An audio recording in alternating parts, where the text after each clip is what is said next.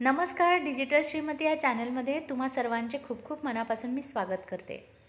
विद्या समीक्षा केंद्र म्हणजेच VSK हे नक्की काय आहे, कोणी ते तयार केलेलं आहे आणि कशासाठी आहे, त्याचे काय फायदे आहेत, काय भूमिका आहे, या सगळ्या गोष्टींच्या विषयी आपण या व्हिडिओमध्ये सविस्तर पाहणार आहोत. व्हिडिओ आवडल्यास नक्की लाईक करा, शेअर करा. चॅनलवर नवीन असाल तर सबस्क्राईब करा. बेल आयकॉनची घंटी देखील दाबायला विसरू नका. चला तर आपण पाहूया VSK म्हणजेच विद्या समीक्षा केंद्र म्हणजे नक्की काय. भारताच्या शिक्षण क्षेत्रात क्रांतिकारी ऐतिहासिक बदल करण्यासाठी, शैक्षणिक गुणवत्ता वाढवण्यासाठी आपले माननीय पंतप्रधान श्री नरेंद्र मोदी यांनी एक स्वप्न पाहिले. क्वालिटी ऑफ एज्युकेशन 21व्या शतकातील टेक्नॉलॉजीला सोबत घेऊन 21व्या शतकातील गरजांना पूर्ण करण्यासाठी सशक्त शिक्षण प्रणाली विकसित करणे हे त्याचं ध्येय आहे.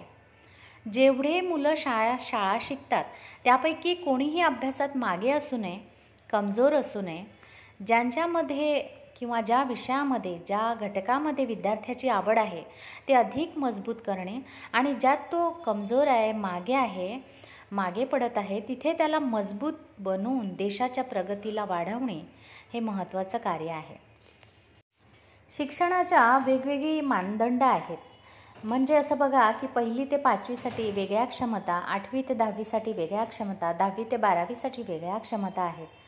आणि त्यात हे तपासलं जाणार आहे की शैक्षणिकदृष्ट्या तिथे शिक्षण योग्य प्रकारे चालू आहे की नाही. शिक्षकांनी तर अध्यापन केले आहे, पण त्याचे आउटकम्स म्हणजे अध्ययन निष्पत्ती काय निघाले आहेत यावर लक्ष केंद्रित करून त्याला तपासल्या जाईल. जर ते मानदंडानुसार आहेत तर ठीक, नाही तर ते आउटकम जर खूप कमी आले तर मात्र जी मुलं अभ्यासात कमजोर आहेत किंवा मागे पडत आहेत त्यांच्यासाठी वेगळे आणि अधिक वर्ग घेतले जातील. पण वर्गातील अर्ध्यापेक्षा जास्त मुलांची शिकण्याची जी क्षमता आहे ती जितकी कमी निघेल किंवा अप्रगत मुलं जितकी जास्त निघतील तेव्हा असे गृहीत धरले जाईल की शिक्षकाच्या शिकवण्याच्या पद्धतीतच काहीतरी गडबड आहे किंवा त्याला शिकवता येत नाही साध्या सरळ भाषेमध्ये, किंवा त्याच्या अध्यापन पद्धती कमी पडत आहेत किंवा त्यात काही त्रुटी राहत आहेत, तर त्या शिक्षकाला स्पेशल ट्रेनिंग दिले जाईल. इथे फक्त मुलांवरच नाही तर शिक्षकांवर सुद्धा लक्ष दिलं जाणार आहे. शाळेच्या सर्व कारभारावर लक्ष दिलं जाईल, नजर ठेवली जाईल आणि त्यासाठीच हे आहे विद्या समीक्षा केंद्र. आता याचे उद्दिष्ट काय आहेत ती आपण पाहूया. शिक्षण व्यवस्थेत प्रशासनिक सुधारणा करण्यासाठी बिग डेटा ॲनालिटिक्स, AI आणि मशीन लर्निंगचा वापर करणे हे त्याचं पहिलं उद्दिष्ट आहे. डेटावर आधारित निर्णयामुळे राज्यातील सर्व पर्यवेक्षण यंत्रणेची कार्यक्षमता आणि परिणामकारकता वाढवणे. तिसरा आहे प्राप्त डेटा विश्लेषणाच्या आधारे जिल्हा व राज्यस्तरीय यंत्रणेने विद्यार्थ्यांचे शैक्षणिक परिणाम सुधारण्यासाठी कृती कार्यक्रमांची आखणी करणे. प्रत्येक विद्यार्थ्यांची पटनोंदणी, उपस्थिती व संपादनूक पातळी सुधारण्यापर्यंत सर्व बाबीवर लक्ष केंद्रित करणे. आणि 5वा आहे प्राप्त माहितीच्या आधारे मासिक आढावा बैठकीची विषयपत्रिका निश्चित करणे. हे चित्र पहा. Improving student learning outcomes by analyse the efficiency of different academic and administrative measures in education. याच्यामध्ये स्टुडंट, टीचर आणि ॲडमिन आहेत. स्टुडंटसाठी संपूर्ण हा शब्द वापरला गेलेला आहे.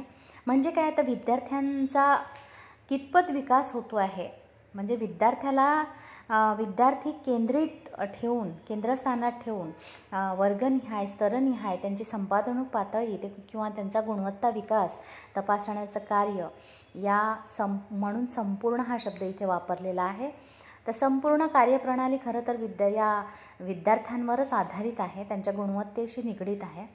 दुसरा आहे समर्थ इथे टीचर या अर्थाने वापरलेला आहे की देणारा किती समर्थ किंवा किती ॲक्टिव्ह आहे, कशा प्रकारे देतो आहे जेणेकरून लर्निंग आउटकम खूप चांगल्या प्रकारे मिळू शकतील.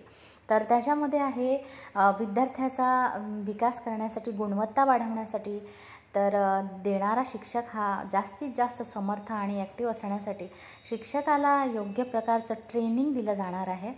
तर जर त्याची गरज असेल तरच त्यांना ट्रेनिंग दिलं जाईल. तथापि विविध अध्यापन पद्धतींचा वापर करणारा जो शिक्षक आहे किंवा मुलांची मानसिकता लक्षात घेऊन अध्ययन अनुभव देणारा शिक्षक हा समर्थ या दृष्टीने तिथे मांडण्यात आलेली आहे त्यांची भूमिका. तिसरा आहे सशक्त म्हणजे ॲडमिन्स.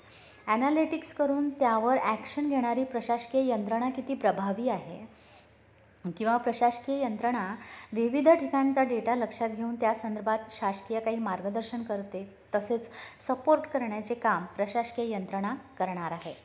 म्हणून सशक्त हा शब्द त्यांच्यासाठी वापरलेला आहे. जितकी प्रणाली सशक्त तितकाच गुणवत्ता विकास अधिक होणार आहे. यामध्ये विद्या समीक्षा केंद्र हे विद्यार्थ्यांसाठी काय काम करणार आहे, तर इथे बघा तुम्हाला दिसत असेल की 2 घटक दिले आहे, स्वाध्याय आणि कंटेंट लायब्ररी. तर स्वाध्यायामध्ये काय आहे की साप्ताहिक सराव आणि स्वअध्ययनात मदत. की मागच्या वर्षीपासून आपण बघतो आहे की कॉन्व्हेजिनियस नावाचा, कोरोना पिरियडपासूनच कॉन्व्हेजिनियस नावाचा स्वाध्याय चा एक ग्रुप, व्हॉट्सअप ग्रुप आहे शासनाचा, आणि त्याच्यावर दर आठवड्याला चाचण्या येतात. तर त्या अभ्यासावर आधारित असतात आणि त्या घटकांवर आधारित ती चाचणी सोडवण्यास विद्यार्थ्यांना खूप मजा येते आणि त्याच्यामध्ये त्यांचा सराव होतो आणि स्वयं अध्ययनसुद्धा ते करतात. दुसरा आहे कंटेंट लायब्ररी. त्याच्यामध्ये 2 घटक दिले आहे की विषयनिहाय अध्ययन सामग्री. याच्यामध्ये विषयनिहाय म्हणजे मराठी, गणित, इंग्रजी इत्यादी विषयांसाठी जी काही सामग्री आपल्याला हवी असेल तर शाळेमध्ये देखील अशा पेट्या वगैरे सगळ्या उपलब्ध करून दिलेल्या आहेत. अनेक साहित्य उपलब्ध करून दिलं आहे. दीक्षा ॲपवरती अनेक साहित्य, लर्निंग साहित्य, कविता जर एखाद्याला ऐकायची असेल तर कविता ऐकण्यासाठी, सराव करण्यासाठी वगैरे, तर हे सगळे अध्ययन सामग्री त्यांनी उपलब्ध करून दिलेली आहे. त्यानंतर स्पर्धा परीक्षा, कौशल्य विकसन, जसं शिष्यवृत्ती परीक्षा वगैरे असतात तर त्यांच्यासाठी सुद्धा मार्गदर्शन करण्यासाठी कंटेंट लायब्ररी इथे दिली गेलेली आहे. आता विद्या समीक्षा केंद्र हे शिक्षकांसाठी काय करणार आहे, तर बघा याच्यामध्ये 2 कंटेंट दिले आहे की शिक्षक सहाय्यक आणि अटेंडन्स बोर्ड. शिक्षक सहाय्यकमध्ये वर्ग अध्यापन आणि विषयनिहाय अध्यापन सामग्री.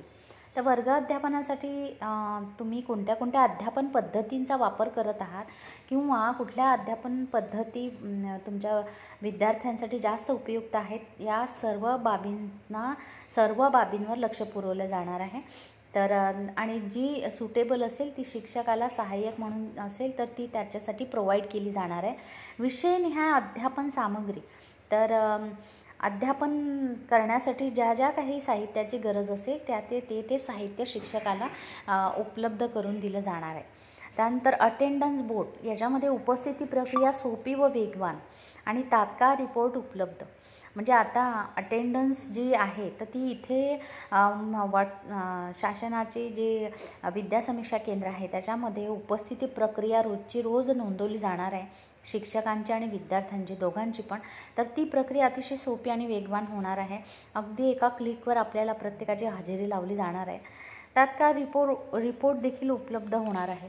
विद्या समीक्षा केंद्रामध्ये प्रशासनासाठी काय भूमिका आहे, तर विद्यार्थी व शिक्षक उपस्थिती, स्कूल व्हिजिट आणि पालक संवाद.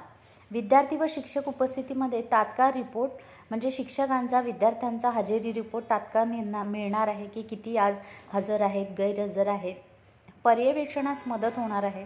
त्यानंतर school visit, understanding of school requirement, शाळेच्या कुठल्या कुठल्या गरजा आहेत तर त्या देखील इथे कळणार आहेत. त्या भौतिक असू देत किंवा इतर शैक्षणिक गुणवत्तेच्या कुठल्याही असू देत तर त्या आपल्याला कळणार आहेत. त्यानंतर स्कूल लेवल मेंटोर, तर शालेय स्तरावर जे मार्गदर्शन आहे तर ते मार्गदर्शनसुद्धा केलं जाणार आहे.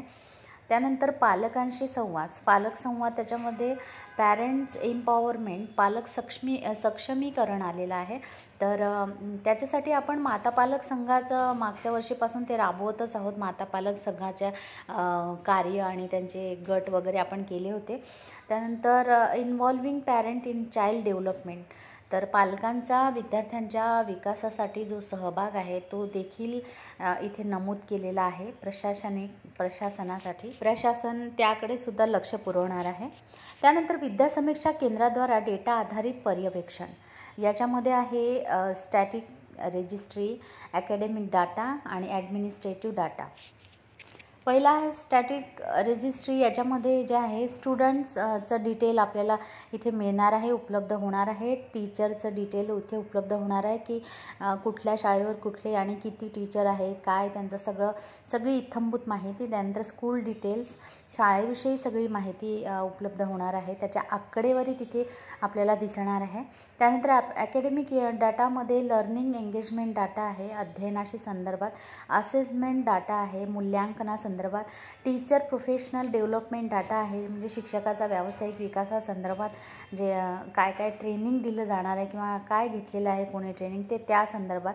त्यानंतर ॲडमिनिस्ट्रेटिव्ह डाटा, याच्यामध्ये स्कूल इन्फ्रा डाटा आहे, म्हणजे पायाभूत माहिती मिळणार आहे शाळेविषयी की कुठले कुठले इन्फ्रास्ट्रक्चर्स आहेत आपल्या शाळेसंदर्भात, कुठल्या शाळेला नाही आहे ते तिथे त्याची माहिती असणार आहे. फील्ड सर्वे डाटा, म्हणजे शैक्षणिक क्षेत्रातील जे काही सर्वेक्षण आहे, डेटा आहे, सामान्य तपासणीचा आढावा आपण ज्याला म्हणू, तर तो देखील इथे उपलब्ध होणार आहे. अदर ॲडमिन डाटा, म्हणजे सरकारी प्रशासकीय रेकॉर्ड जे आपण ठेवतो, जे तिथे ठेवलं जाणार आहे त्या केंद्रामध्ये. तर अशा प्रकारे इथे एक डेटा बँक असणार आहे आणि त्याच्यामध्ये ही सगळी माहिती सेव्ह असणार आहे. त्यानंतर या चित्रामध्ये बघा की जसं एक मोबाईल दाखवलेला आहे, त्याच्यामध्ये बोट application, attendance, field visit, teaching and learning tools वगैरे ह्या सगळ्या, म्हणजे आपल्याजवळची जी काही आपण जी माहिती फिलअप करणार आहोत, जी माहिती आपण देणार आहोत केंद्रासाठी वेळोवेळी, तर ते केंद्रामध्ये तो डाटा जमा असणार आहे. आणि त्या केंद्रामार्फत मग काय केलं जाणार आहे तर इन्साईट अँड ॲक्शन. तर इथे बघा डिस्ट्रिक्टची, ब्लॉकची, cluster wise insight for EO, BRC and CRC wise सगळी माहिती इथे त्यांच्याकडे उपलब्ध असणार आहे, सर्व प्रकारची आणि त्या स्तरावरची. तर त्याच्यामध्ये ॲक्शनसुद्धा घेतली जाणार आहे जिथं काही कमी आहे किंवा जिथं काही अभाव आहे कशाचा, प्रगतीच्या मार्गात काही अडसर आहेत, काही गुणवत्ता विकासात म्हणा किंवा इतर गोष्टीमध्ये. तर डिस्कशन, फील्ड व्हिजिट्स आणि फीडबॅक हे जे समीक्षा केंद्र करणार आहे. त्यानंतर role of VSK in improving education delivery service.